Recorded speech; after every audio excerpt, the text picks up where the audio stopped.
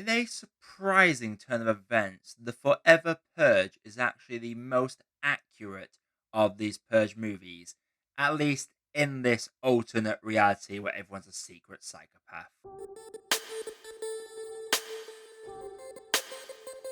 The Forever Purge is as you would expect. There is a purge, there are some characters that we need to care for, and in a shocking twist that surprises absolutely nobody, once the purge ends, some people decide to carry on with it. So, with these Purge movies, it's pretty much more of the same. Now, I will give the Forever Purge this.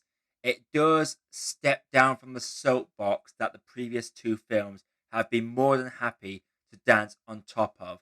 The subtext in this one is about immigration and how white supremacists of America want to purify and make sure it's only pure blooded Americans that live in the US. And they actually also address that Native Americans were here first, so technically these white Americans are actually the invaders that they hate so much. So I do enjoy that they delivered this, but on a more subtle note. There are some on the nose lines, like I've been fighting this war for 500 years. I just love that this was the most accurate in this alternate reality where psychopaths that have been allowed to go for 12 hours wouldn't merely stop for the sake of three sirens saying, right, time to behave.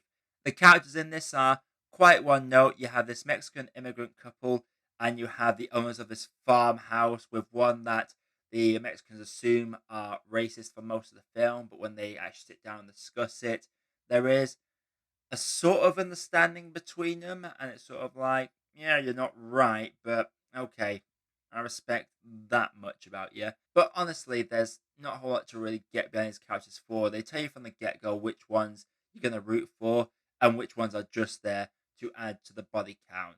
The most interesting character in this is played by Ana de la Reguera.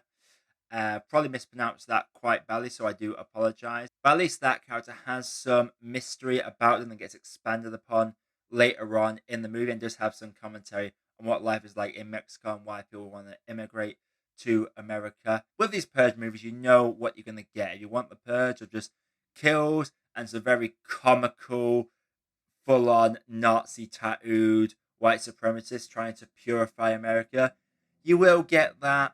It's fine. Like, I don't expect anything when it comes to these Purge movies, but it did give me some entertainment. I did love how they tried to be a bit more subtle with the commentary in this one, unlike in the previous two, where it was very heavy handed and very in your face and very soulless. There are some decent action set pieces, and I do love how it showed how this mentality of America would only lead to its own downfall, which is very much what plays out within this. And I do love the race against the clock that is brought into it as well. But the thing with the Purge movies is there's not really a whole lot they can do with these movies anymore. I honestly thought election year was how they ended it, and that's why they had to do the first Purge, because election year basically set up that someone else got into the White House and they got rid of it.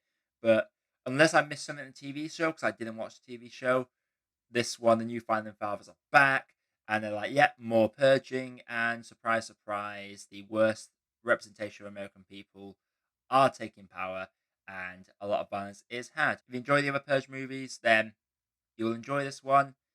If you're a fan of movies as a whole, like, this is a fun film to dispose 2 hours with, but there's nothing new to write home about in this one. It's a bit more subtle. It's sort of like the reverse Fast and Furious, whereas each one of those gets more and more cartoony and complex as it goes on. This one, as the first Purge was easily the most cartoony with the neon contact lenses and high tech cameras, this one took a step back. The mask that everyone wore wasn't as elaborate and Halloweeny as some of the previous films. And I feel that did actually hurt this film a little bit. I appreciate it took a step back in terms of how over top it got and how heavy handed the political messages are. But at the same time, it did make this one land more on the bland side. And I would say it's one of the least memorable ones. Before I get into my grade, if you like what I do on this channel, consider clicking on the like button and subscribe to the channel for more reviews like this coming all the time. I'm about to do the Fear Street trilogy, which will be coming out shortly after this video goes out. So make sure you're subscribed for that one. The Forever Purge is what you would expect. There is nothing new it brings to the table. It steps back on a lot of the heavy-handed things, and the characters, they do enough to make you care about them a little, but at the end of the day, you know who's going to die. You know what the cannon fodder are. You get your over-the-top, comical white supremacists that just want to kill all the non-whites, and yeah, it's fine. I don't hate it. It doesn't make me angry, but it's just a nice way to kill 2 hours for me. But in terms of the Purge films, I'll say it's definitely in the middle of the pack, but it doesn't have the memorability of the ridiculously bad ones, and it doesn't have the heart of the characters that you might get in some of the better ones like Purge Anarchy. So with that being said, I'm gonna have to say that the Forever Purge for me is a lukewarm cup of tea. So the Forever Purge, have you seen it? If you have, let me know what you thought down in the comments below. Let me know what your favorite Purge movie is down below. Make sure you are subscribed and have hit that like button so these videos get out to more people. I do appreciate all the support I've received so far this year. And until next time, everybody, my name is Josh. I have been Movie Apprentice, and I'll see you in the next one.